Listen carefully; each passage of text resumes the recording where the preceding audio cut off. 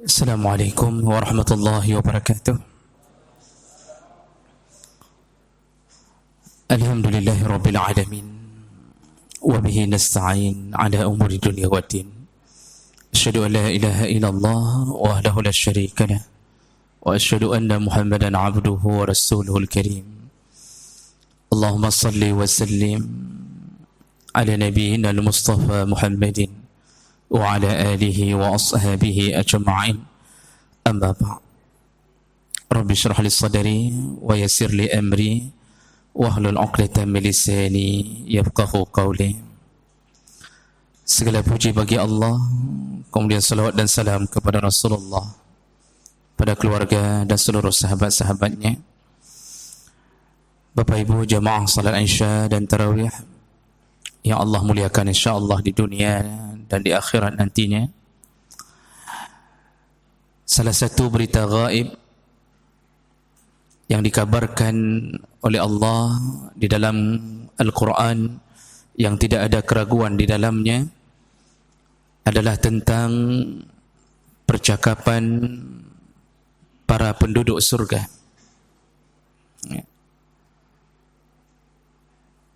Allah Subhanahu wa taala menyebutkan dalam surat Tur, wa aqbala ba'duhum 'ala ba'di yatasaalun.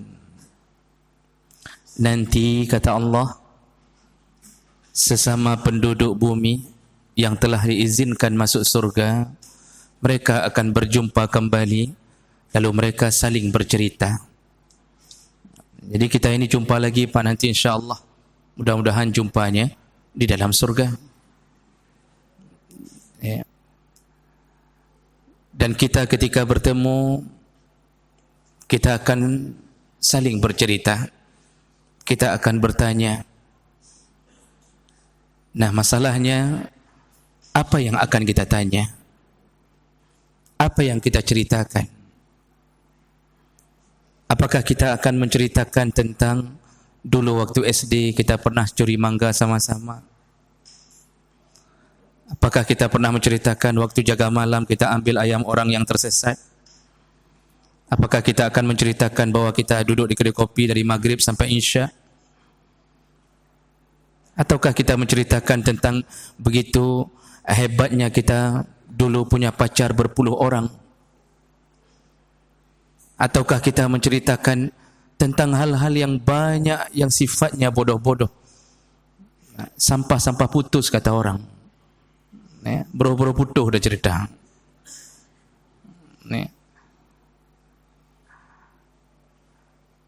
Apakah itu yang kita cerita? Apakah kita akan cerita bahwa kita S1 kita dulu di jurusan ini, lalu lulusnya dengan komlot, lalu kita sambung S2, kita sambung di Amerika, sampai kita punya kenalan seorang Yahudi. Apakah ini yang akan kita ceritakan?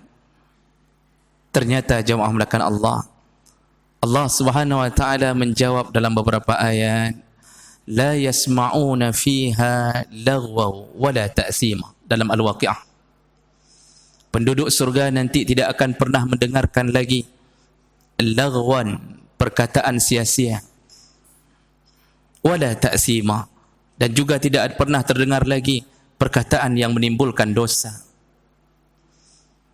Dalam An-Naba, la yasma'una fiha lagwan wala kizzaba. Penduduk surga tidak akan pernah lagi mendengarkan kalimah-kalimah yang sia-sia, cerita-cerita bodoh, cerita-cerita bohong, wala kizzaba, cerita-cerita bohong, cerita-cerita dusta. Tidak ada lagi sebuah cerita yang kita karang sendiri, yang ternyata itu hanya dongeng belaka. Tidak ada lagi. Di dalamnya apa yang kita bicarakan? Illa qilan salama salama. Sesama kita nanti insya-Allah kalau masuk surga, yang kita bicarakan hanya yang baik-baik saja. Nah, yang baik itu apa? Nah, Allah ceritakan lagi dalam surat At-Tur, nanti ketika sesama penduduk surga, ketika mereka sudah saling jumpa, sesama sahabatnya dulu, ternyata mereka bercerita, inna kunna min qablu fi ahlina musyfiqun. Kita dulu, Masya Allah, dulu kita bertahan dalam rumah-rumah kita, kita takut dibunuh hanya karena mempertahankan akidah kita. Kita dulu. Nah, apa yang diceritakan? Yaitu tentang perjuangan mereka merebut surga Allah Subhanahu Wa Taala. Maka nanti kita saling duduk, kita akan cerita tentang bagaimana kita dulu berusaha untuk menjejakkan kaki ke dalam masjid. Walaupun hujan mengguyur, walaupun terik matahari panas sekali, tapi tetap kita usahakan ke dalam masjid. Kita nanti akan cerita bahawa kita walaupun stroke, tapi kita tetap berusaha menggoyangkan tubuh kita untuk menundukkan diri di hadapan Allah. Kita akan berusaha untuk rukuk, kita akan berusaha untuk sujud. Kita nanti akan cerita bagaimana kita membesarkan anak-anak kita untuk mendapatkan ridha Allah. Di balik kelelahan itu kita bangunkan anak kita subuh, zuhur, asar. Kita nanti akan cerita bagaimana perjuangan isteri-isteri kita untuk taat kepada kita di balik kelelahannya. Nanti kita akan cerita tentang bagaimana perjuangan Ramadan kita. Walaupun kita puasa, tapi kita terus berusaha untuk menjalankan ibadah. Di tengah-tengah rasa lapar kita terus menambah dari satu juz ke juz yang lain. Jemaah melakukan Allah. Perjuangan itulah yang kita cerita nantinya. Jadi kita membuka semua memori kita. Yang kita buka memori bukan memori yang tidak bermanfaat. Memori di saat kita berjihad. Maka oleh karena itu, nanti insya-Allah yakin dengan izin Allah, kita nanti akan berjumpa kembali dengan Ashabul Kahfi. Mungkin kita akan berkumpul di hadapan 7 pemuda ini. Lalu mereka akan menceritakan perjuangan mereka melarikan diri untuk menyelamatkan iman mereka. Sampai tertidur 309 tahun di dalam gua. Hanya dibolak-balikkan oleh izin Allah saja agar tidak membusuk antara satu tubuh dengan tubuh yang lain. Kita akan dengarkan cerita mereka. Kita akan dengarkan cerita tentang bagaimana Nabi Isa mengirimkan seorang utusan, wa iz arsalna ilaihim usnaini fakazzabuhuma fa'azzazna bisalisin faqalu inna ilaikum mursalun. Yang bernama Habib An-Najjar dikirimkan oleh Nabi Isa 2 orang kepada satu kaum untuk berdakwah. Ternyata kemudian diikat. Lalu diutuslah yang ketiga, fa'azzazna bisalisin, kami utus yang ketiga. Dan yang ketiga ini bernama Habib An-Najjar dalam banyak tafsir. Apa yang dilakukan? Dia berusaha menyelamatkan 2 orang yang sebelumnya. Tapi kemudian yang terjadi, ketiga-tiganya dibunuh. Bahkan Habib An-Najjar ditusuk perutnya, dibongkar, dilepaskan ususnya, diinjak-injak oleh kaum itu. Kita akan jumpa dengan dia. Dia akan menceritakan kembali perjuangannya mendakwahkan agama. Bagaimana rasa takut dan berharap. Kita akan mendengarkan cerita dari Hamzah, pamannya Nabi. Bagaimana ketika dirobek-robek oleh Hindun. Kita akan dengarkan cerita dari Ja'far bin Abi Talib. Dari para panglima perang, dari Khalid bin Walid. Kita akan dengarkan cerita dari Ashabul Ukhdud. Yaitu seorang pemuda yang mengenal agama Nasrani pada waktu itu. Lalu kemudian diuji oleh Allah SWT. Dia belajar dari seorang pendeta sekaligus belajar dari seorang tukang sihir. Nah, kemudian diujilah oleh Allah Subhanahu Wa Taala sampai gurunya dibelah kepalanya oleh raja di masa itu. Dan kemudian dia diuji berulang-ulang oleh Allah. Dan akhirnya dia mengatakan, aku baru bisa terbunuh. Jadi orang berusaha membunuhnya, dibawa ke laut, ternyata pasukan yang membawanya yang mati. Dibawa ke tengah gunung, ternyata pasukan yang membawa ke tengah gunungnya yang mati. Dia tetap hidup seperti biasa. Dia kembali ke raja, dia mengatakan pasukanmu telah mati. Lalu dia mengatakan, aku hanya bisa terbunuh. Kumpulkan semua orang penduduk di sini, dalam kerajaan ini, kemudian ambil busur panah, panahlah aku. Dan ketika engkau memanah aku, sebutkan kalimah Bismi Rabbi Hazal Ghulam, dengan nama pemuda ini. Dan karena ada tujuan membunuhnya, dikumpulkan semua rakyat. Lalu mulailah ditargetkan busur panah ke ulu hatinya.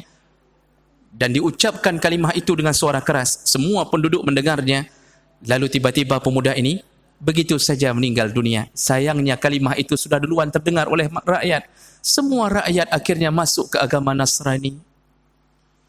Mengikuti pemuda ini yang telah teruji. Benar-benar kebenaran berada di pihaknya. Dan apa yang dilakukan oleh raja berikutnya? Dikumpulkan semua penduduk. lalu dijajarkan di samping parit yang telah digali.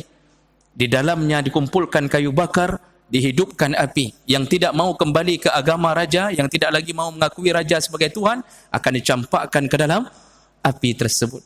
Maka Allah ceritakan itu di dalam surat Al-Buruj, tentang ashabul ukhdud an-nari zatil waqud, di saat dihidupkan api oleh raja dan pasukannya. Idhum 'alaiha qu'ud, didudukkan mereka semua di samping api, yang tidak mau ditendang masuk ke dalam api. Sampai cerita ini, yang paling masyhurnya seorang ibu ingin loncat tapi ragu-ragu karena anaknya yang masih bayi digendongnya. Dia tidak takut pada kekukuhan imannya, tapi dia sayang kepada anaknya. Ketika itulah tiba-tiba anak itu berbicara, "Wahai ibu, engkau telah berada di jalan yang benar, loncatlah." Akhirnya dia loncat bersama bayinya. Dan ini tercatat dari 4 bayi yang pernah bicara di atas dunia ini. Jemaah melakukan Allah, kita akan ketemu mereka, kita akan sibuk mendengarkan perjuangan mereka. Maka oleh karena itu, siapkan cerita kita. Apa yang akan kita ceritakan nanti bersama para penduduk surga? Kalau tidak ada cerita yang hebat menuju surga, maka kita tidak akan pernah mengetuk pintu surga. Kalau hanya kerja kita duduk di kedai kopi saja, dari pagi duduk di kedai kopi sampai siang pulang sebentar, berangkat lagi, kemudian malam di atas meja kita pukul-pukul tai 6 maksudnya. Karena orang pukul-pukul 6 itu kan begitu, Pak. Ditendangnya, dipukulnya. Kalau itu kerja sampai jam 2 malam, 3 malam kita hanya duduk berbicara dengan sahabat kita, tidak ada bacaan Quran, apa yang membuat kita harus berada di dalam surga? Tidak ada alasan bagi Allah memasukkan kita ke dalam surga. Cerita kita basi, tidak bermanfaat, tidak ada indahnya. Bagaikan tulisan-tulisan hari ini yang kadang-kadang kurang manfaatnya. Tulis macam-macam tentang ekonomi, pertanian, tentang ikan, cara mematikan ikan. Kalau cara menghidupkan mudah, Pak. Cara macam model ditulis orang, tapi tidak ada manfaatnya. Kemudian diletakkan di pustaka-pustaka, berdebu, tidak ada yang membacanya. Apa perjuangannya? Kalau kita sudah menjadi profesor, doktor, apa perjuangan kita?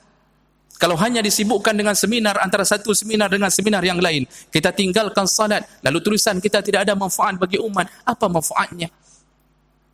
Kita nanti akan ketemu dengan Imam Syafi'i, Imam Hambali. Dengarkan cerita Imam Hambali bagaimana dia di saat disiksa hanya karena mempertahankan kalam Allah. Al-Quran adalah kalam Allah, bukan makhluk Allah. Dia hidup di zamannya Mu'tazilah.